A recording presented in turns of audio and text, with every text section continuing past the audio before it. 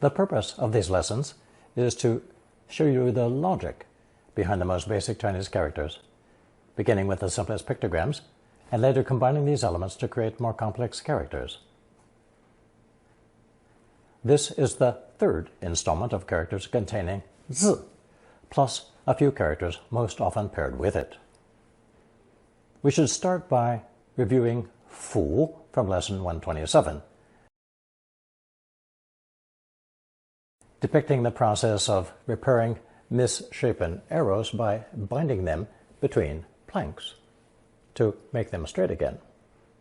You'll notice that black coil representing the rope or cord used to tie those planks together. In today's first character, then, we see this same drawing, but now it's a depiction of crisscrossing strands of silk used to hem or fix the ends of woven cloth to prevent the threads from separating. Pronounced third tone, 己, this character naturally refers to the idea of tying, binding, and restraining. You'll also notice that this new character looks an awful lot like yi from way back in lesson 14, and another rare character which appears in qi, as in 起来, and bao, as in 包子. These three forms are often confused, even by Chinese people themselves, so they came up with a mnemonic to help them remember the gap that differentiates them. The Chinese say, 开口己, 半口乙, 封口是. But I have my own memory trick that might work better for English speakers. I just say, Jesus, to combine all three pronunciations in order from completely open, 己, to half closed, 乙, to completely closed, 是, Jesus. Anyway, our new character is third tone 己, which in our case today represents the act of restraining. And the one who needs to practice restraint most of all is, of course, oneself. When paired with 自, we have the most common way to say oneself in Mandarin, 自己. 这间房子是你自己的吗? Is this house yours? 我回想起自己的青少年时代. I thought back to my own teenage years. 他哥哥把自己埋在地理的书本里. Her brother buries himself in his geography books. 自己不自重，又如何叫别人敬重? How can you expect others to respect you if you don't respect yourself? 你跟警方这样讲，会把自己拖累下去. If you tell the police that, you only implicate yourself. 你要着重儿女的自我表现，让他们肯定自己. Focus on your children's self-expression and help them build self-confidence. 若你以为自己够好了，就自然会失去自省的心. If you think you're good enough, you'll naturally lose any desire for self-reflection. 反省 is the phrase for reflection or self-examination, and 自省 means the same. When you want to say everybody is on the same side or one of their own, the phrase to use is 自己人. 聚餐大都是自己人，几个亲朋好友而已. The dinners are mostly with our own close friends and family. 班上其他的人从来没有真正把他当作自己人. The others in the class never really treated him as one of their own. 你放心的去赴会，他们会对待你像自己人一样. Don't worry, just go to the gathering. They'll treat you like family. 你好比是我的家人，我们都是自己人了. You're like family to me. We're all on the same side. Notice the phrase 好比, which means to be just like, can be compared to, or it's just as if in English. It's used to make comparisons or draw analogies, highlighting the similarity between two different things, much like the phrases 就像,好像,譬如. Another easy example would be 他好比我的亲哥哥. He is just like a brother to me. Now that we've learned the expression for oneself, we should learn an idiom that even Chinese people sometimes mispronounce. And that's 不能自已. Literally, cannot stop oneself, cannot help oneself, because 已 means to stop. Something has already occurred.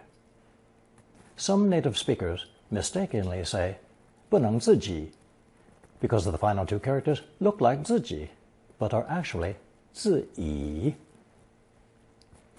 We've encountered this sense of stop, 已 before, in the expressions 不得已 and 迫不得已, meaning cannot stop, to have no other way, to be forced by circumstances to do something against our will. So, I'm introducing this idiom with 自己 here, to contrast it with the common misreading of 自己. Here are several examples of 不能自已. 拿到驾照，他开心的不能自已. He was overjoyed to receive his driver's license. 这种电影会让我妈妈不能自已的流眼泪. Movies like this make my mom cry uncontrollably. 我只要想起你，就会眼泪流下，不能自已. Just thinking of you brings tears to my eyes. I can't help myself. 我见景生情，回想往事，不能自已. The scene brought back memories to the point where I couldn't control my emotions. And here's another easy-to-understand idiom from that sentence. 见景生情, literally, to happen upon a scene that produces a strong emotion. Here's another example for practice. 我站在街道上，见景生情，想起了远方的好朋友. Standing on the street, the scene before me evoked memories of my dear friend far away. As we saw in the previous two lessons, 自 alone refers to oneself, as in 自动, 自信, and 自责. It just so happens that 己 can also be used to mean oneself, without the addition of 自. We have many examples of this in the rest of the lesson. 他在道德上对己没有约束力. He has no moral discipline when it comes to himself. 他还没有圆滑到于己有利的地步.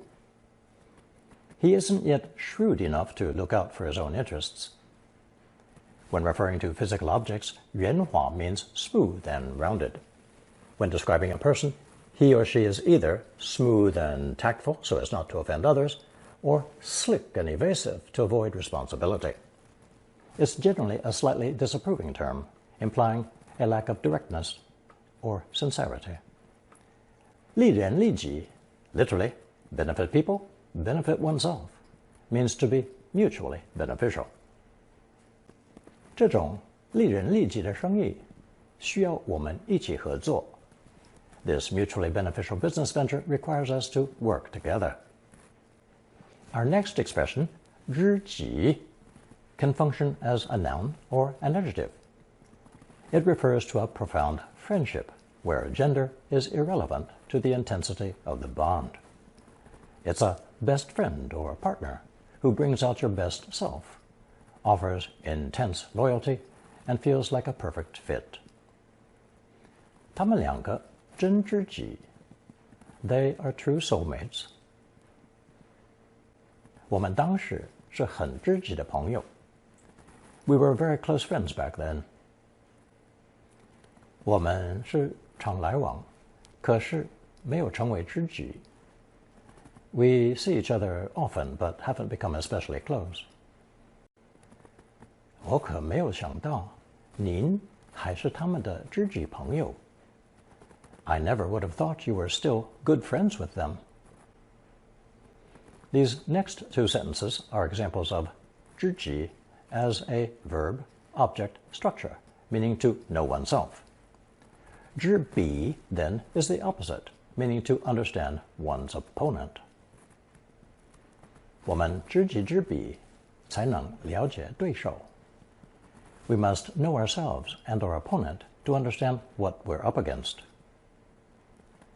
我知己知彼，再也没有信心去跟他对打了。Now that I know both myself and my opponent, I no longer have the confidence to face him in battle. You'll recall from lesson 44 that 舍 represented a temporary dwelling that would soon be abandoned when no longer needed.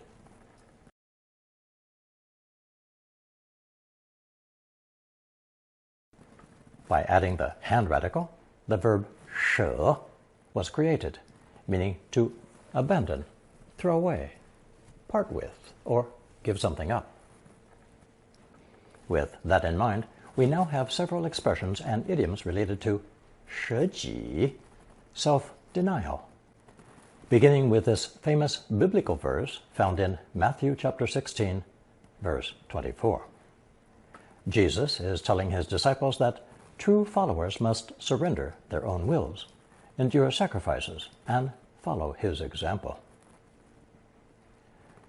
若有人要跟从我，就当舍己，背起他的十字架，来跟从我。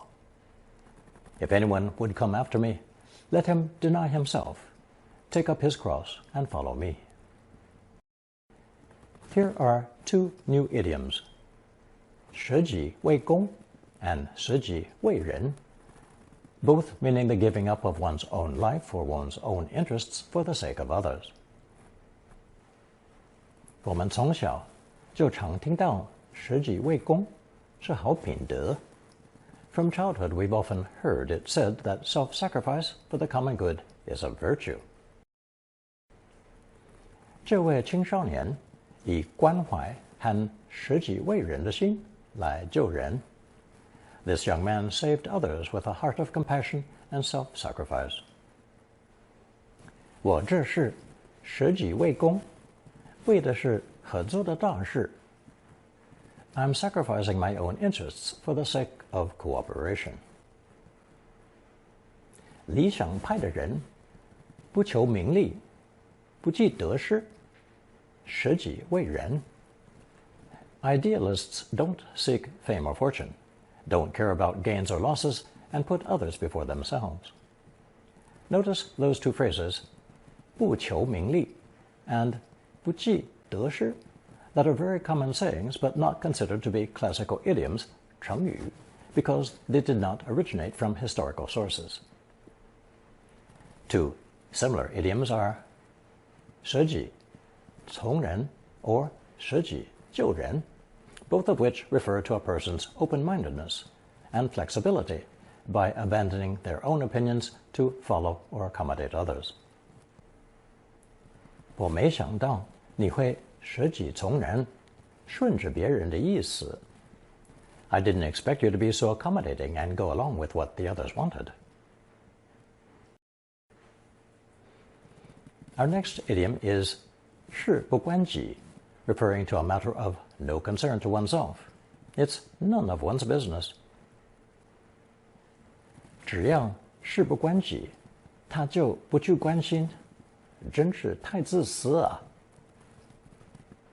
As long as it doesn't concern him directly, he doesn't care. How selfish. 对于国家大事，不能有事不關己的心理，不聞不問。One shouldn't be indifferent to matters of national importance by remaining uninvolved. Notice the idiom 不聞不問, meaning to ignore or show no interest in something. Literally, neither listen to nor ask about. 凡事不关己，就不加闻问，仿佛是避雷的好方法。Ignoring matters that don't concern you seems like a foolproof way to avoid trouble. Notice that 不加闻问 is derived from the preceding idiom 不闻不问. In Chinese internet slang, 避雷 means to avoid stepping on a landmine, or 地雷, literally land thunder, which refers to avoiding bad products, restaurants, or experiences. In English, it often translates as to avoid getting burned or scammed. Here's another example. 避雷这家餐厅. Avoid this restaurant. It's a total ripoff. Back to one final example of 事不关己. 有的人是事不关己就不关心，一问三不知. Some people don't care about what doesn't directly concern them and plead ignorance when asked. 一问三不知 is a Chinese idiom meaning to have absolutely no knowledge or awareness of something, literally replying, I don't know, to every question. It suggests complete cluelessness or someone pretending to be unaware of a situation. Notice that the number 1 is first tone 一 because it's used as a pure number, to contrast it with the other pure number 三. 一问三不知. Here's another example. 不相信我，去问他吧，他是一问三不知. Don't believe me? Go ask her. She knows nothing about it. Our next phrase is 一己之力, with 一己 meaning oneself, to emphasize that the action is done alone without help. Combined with 之力, meaning strength or effort, the full phrase means by one's own efforts alone, or single-handedly. Notice that the number 1 is fourth tone, 一己, in this expression because it's not actually being used as a number, but rather in the sense of alone. 他以一己之力追逐抢女友皮包的扒手. He single-handedly chased after the pickpocket who snatched his girlfriend's purse. 几个国家要以一己之力也救不了我们的地球. A few countries alone cannot save our planet. 她想跟男友分手，只是以一己之力，她是办不到. She wants to break up with her boyfriend, but she can't do it on her own. By replacing the character 力 with 私, we obtain another Chinese idiom, 一己之私, that describes selfish motives or personal interests, implying that one is acting for him or herself rather than for the collective or public benefit. 他全心为大家着想，一点一己之私也没有. He puts everyone's needs first, without a trace of self-interest. 国王不能为了一己之私而不关心百姓死活. A king cannot disregard the welfare of his people for his own selfish desires. 这不能责怪他，是别人为了一己之私来找他. You can't blame him. Others are always seeking him out for their own selfish reasons. The next idiom along these lines is 一己之见, which translates into English as a personal, subjective, or limited opinion, an opinion based only on one's own perspective, often implying it might be narrow, biased, or selfish. It's often used as a polite phrase referring to oneself when offering a suggestion. 这不过是他个人一己之见，你不用理会. This is merely his personal opinion. You can disregard it. 这是一己之见，都是出于他对这件事情关切之心. It's just her personal opinion, arising from her concern about this matter. Here's another common idiom containing 6 characters instead of 4. 求人不如求己. It's a bit more colloquial and means to rely on oneself rather than others. 人要自立，求人不如求己. People should be self-reliant. It's better to rely on yourself than on others. 求人不如求己的道理就是不要依赖别人. The principle of self-reliance is that you shouldn't depend on others. Now we have another well-known 成语, this time originating from Mencius, a prominent Chinese philosopher who lived around 2,300 years ago. He was the most important Confucian thinker after Confucius himself, advocating that human nature is inherently good and emphasizing virtue, compassion, and benevolence in leadership. That well-known phrase from Mencius in classical Chinese is 行有不得，反求诸己. When you do not succeed, look inward to find the cause within yourself. The second half of that sentence, 反求诸己, is often abstracted and used alone to mean to seek the cause in oneself rather than blaming others, highlighting self-reflection and personal accountability. This phrase is often contrasted with its opposite, 小人求诸人. Petty people blame everything on others.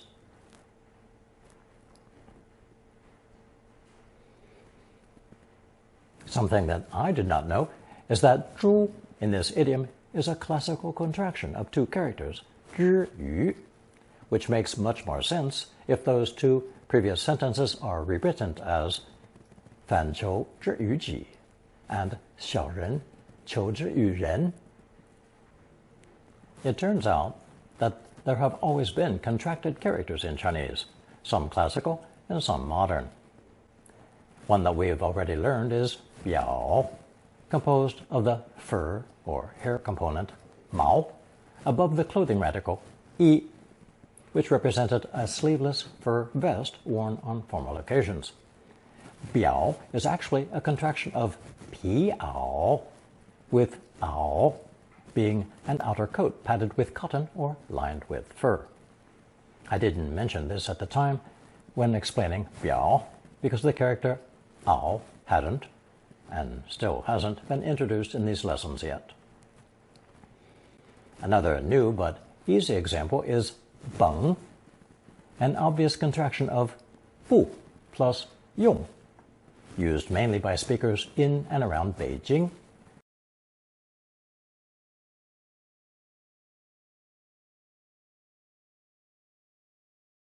Here are 2 sentences for practice so that you can understand it when you hear it. 高尔夫球你怎么也打不来，甭说我了。You can't hit a golf ball to save your life, let alone me.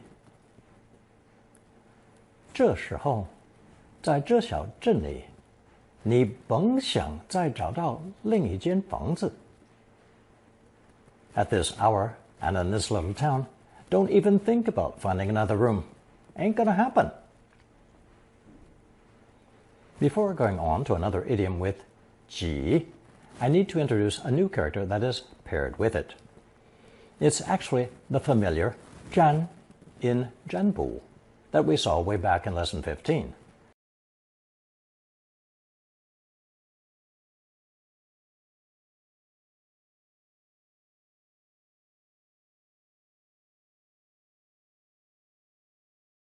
But with a person radical 人 added on the left, pronounced 4th tone, 占.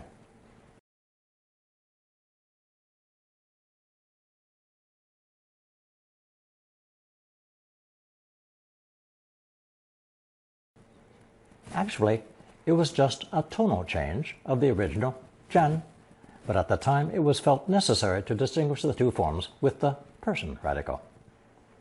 During the simplification movement in China, this character 占 reverted to its original form without the person radical, becoming a split sound character in modern Mandarin. What's the difference between first tone 占 and fourth tone 占? Well, 占 is the original meaning of divining future events based on the cracks on oracle bones that have been heated over a flame. Any predictions were primarily in response to everyday queries, such as when the rains would come, whether a woman would give birth to a boy, or whether a hunter would successfully shoot a deer. In other words, whether the thing most desired would or would not be obtained. That's where the fourth tone 占 entered the picture, evolving to mean obtaining the thing most desired, taking it by force if necessary, such as seizing and occupying enemy territory. The Persian radical was added to make that sense distinction, which, as I said, was later discarded in the 1950s, leaving the original 占 to serve both purposes and becoming a 破音字.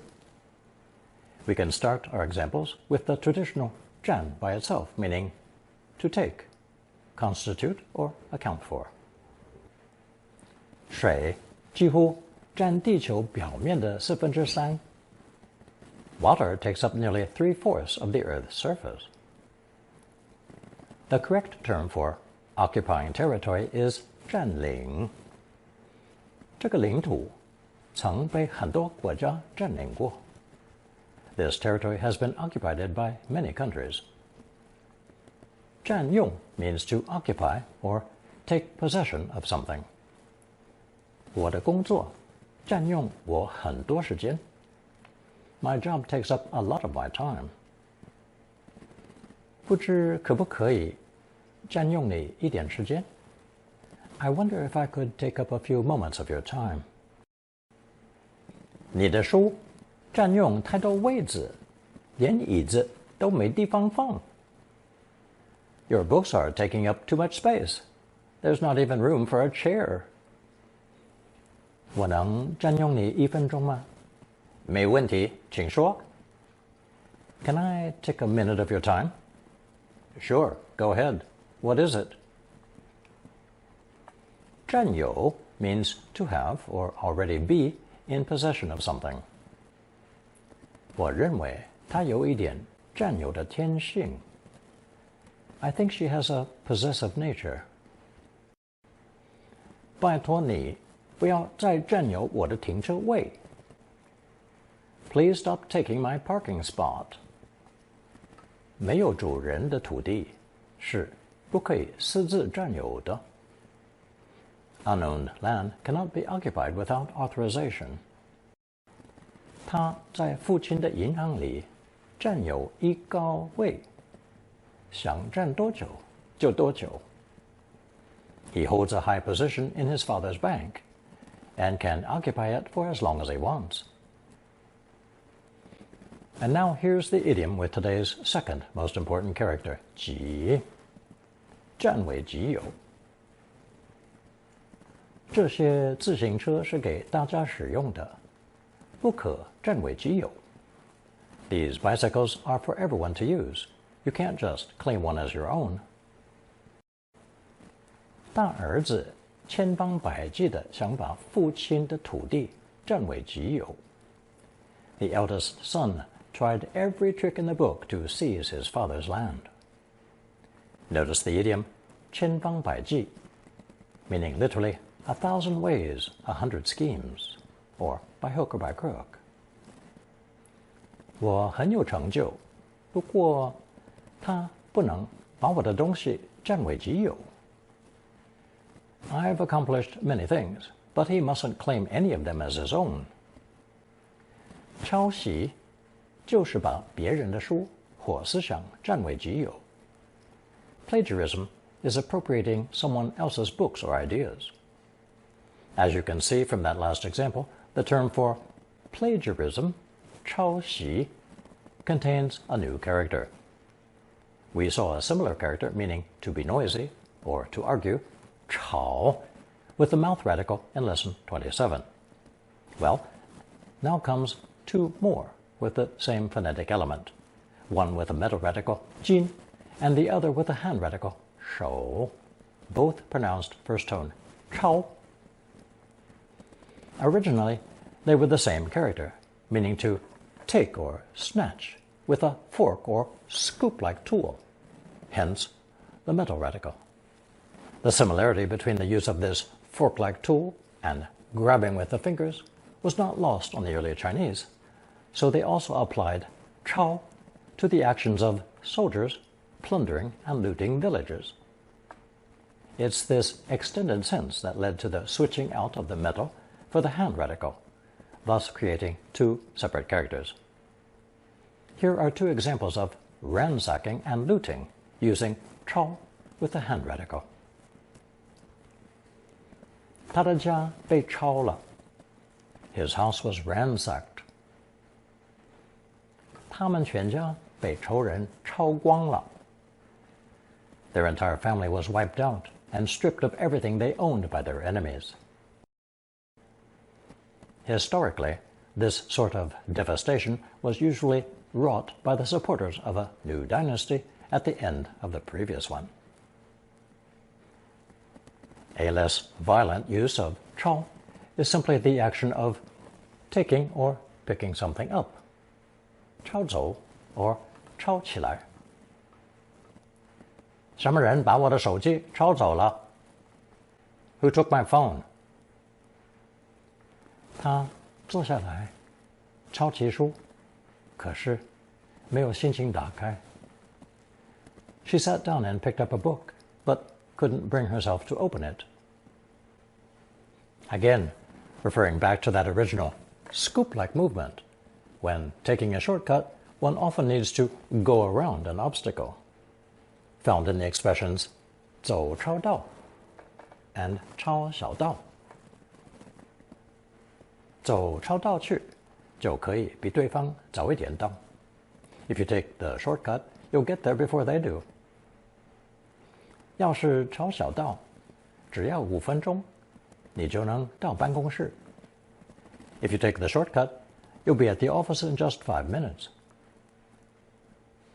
Also, this scoop-like movement can describe how the Chinese in the northern regions of ancient China would scoop their hands inside the opposite sleeves of their long robes, tucking them into opposite armpits to keep warm. This became a visual representation of someone standing around and doing nothing, or watching with folded arms. 抄着手. 妈妈抄着手，站在那里看我们. Mom stood there, arms crossed, watching us. 我太太在家里抄着手，什么都不收拾. My wife just sits around at home and doesn't lift a finger to tidy up. It's not much of a stretch to imagine how this idea of snatching or scooping up then evolved to describe the copying of text, literally the snatching of words from a document or literary work.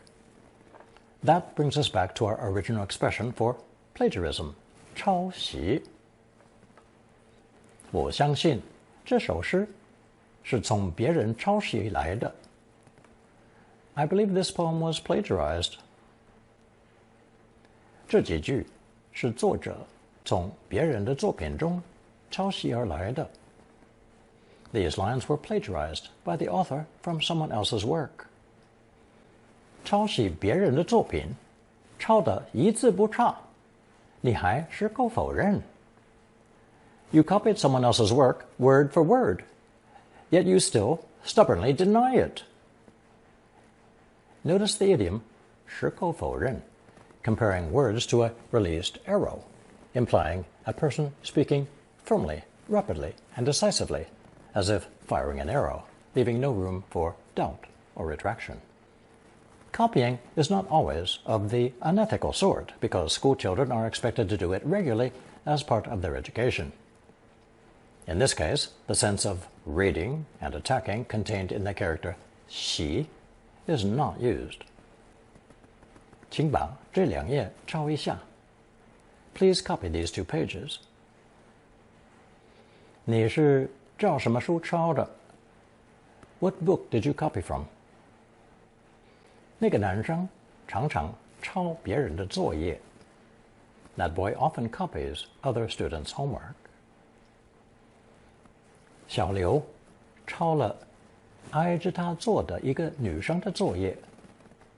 小刘 copied the homework of the girl sitting next to him. Remember that 挨着 means next to. Besides homework and test answers, there are other forms of copying, such as when a person comes to your door to read your electricity, gas, or water meter. 有人在门口要抄水表. Someone's at the door asking to read the water meter. This copying of text and documents naturally led to 抄, the original with the metal, or perhaps more appropriate now, the gold radical, being limited to the copying and issuing of official receipts and promissory notes, which then became the modern banknote. Here are two examples of this meaning of banknotes or cash. 你为什么不让我给你现钞呢? Why won't you let me give you cash? 新钞会何时面世? When will the new banknotes be available to the public? 面世, literally face the world, is a phrase used to describe the official issue, release, or launch of a new product, whether it be a phone, book, film, or plan. The expression 问世 is very similar. Here is our color chart with today's 5 characters. 抄, 绑, 己, 占, and 抄.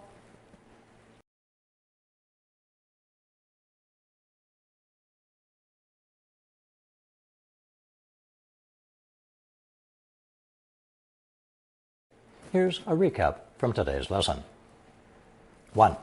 This lesson is the third installment on the nose component, 字, and other characters often found with it, the most significant of which in this lesson is third tone 己, as in 自己, meaning oneself. Be careful not to confuse those 3 similar-looking characters, 己, 乙, and 私, whose only difference lies in the size of the opening after the second stroke. 2 and 3 character phrases included 自己, 自己人, 知己, 舍己.